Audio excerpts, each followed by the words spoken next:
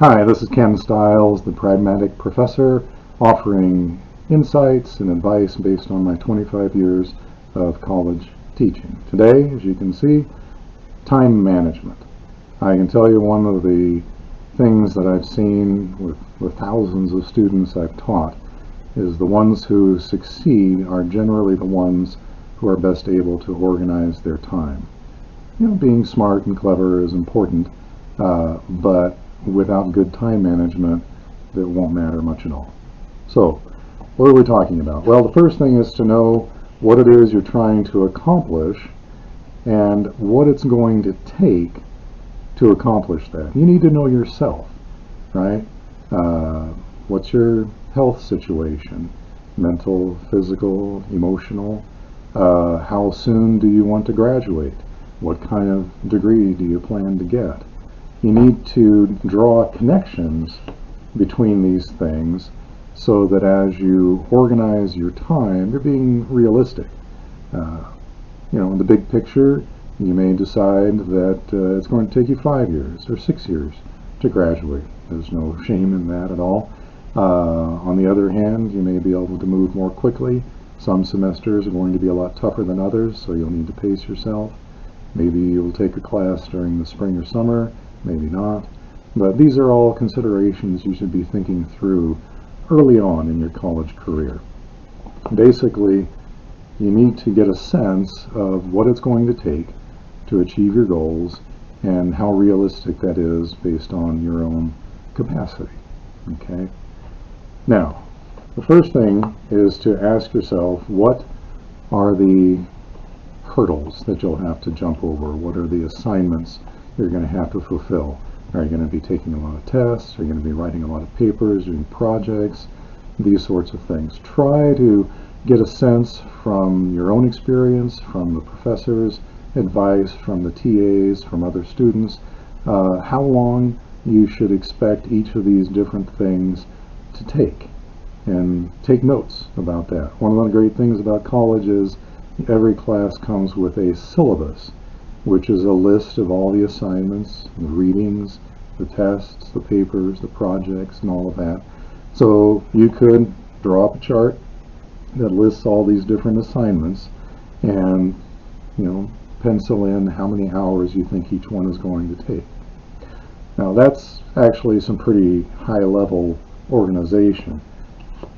Some of the best students will organize a plan where they say, it's going to take X number of hours to do an assignment in order to get it finished by such and such a date, and they go backwards from there, which is how you plan. Same thing applies to weddings or anything else. And they just spread it out very evenly over the course of the term. So if you have a paper due 10 weeks from now and it's going to take you 10 hours, one way to do it is to put yourself down for 1 hour a week for the paper. Okay? But the fact is, that only works if that's the only class you're taking, if you remain perfectly healthy all through the period, and nothing else comes at you. There's no family crisis, there's no car accidents, there's no anything else. Your computer works flawlessly and so forth. In other words, it's kind of unrealistic, and most people who plan that way end up in a crisis at some point. So I got some advice on how to make your planning fit with reality. First step is to assume it's going to take you at least 10% more time than you thought. Just give yourself a 10% cushion, okay? Then your deadline should be about 10% before the actual deadline in the syllabus. So if your paper is due 10 weeks from now, plan on having it done 9 weeks from now, but assume it's going to take 11 hours instead of 10, for example. Also factor in the likelihood that you'll have lots of different classes, maybe 5 or 6 different classes, that will each have different assignments coming at you at different times, and you'll have to coordinate these things. So what you end up with is, for any individual class, a schedule that looks a little bit more like this, right? Where you look at what's happening in your other classes, give yourself the 10 and 10 thing, the buffer, and the surcharge, if you want. And so you'll see that from the beginning of the term, you may want to put in a lot more work early on and bank some of that so that later on, maybe in week 3 or 4, when you have a test in another class, you can ease up on that particular class and focus on the other one, and so forth. In fact, it'd be nice if you did this with all your classes and try to plan it so that you're spending somewhere around 60 hours a week on your college courses. That's probably a good average. 15 hours is full-time. Figure at least 2 hours outside of class for every hour in class. That's 45. And then you get your 10% cushion, your 10% deadline in advance, and so forth.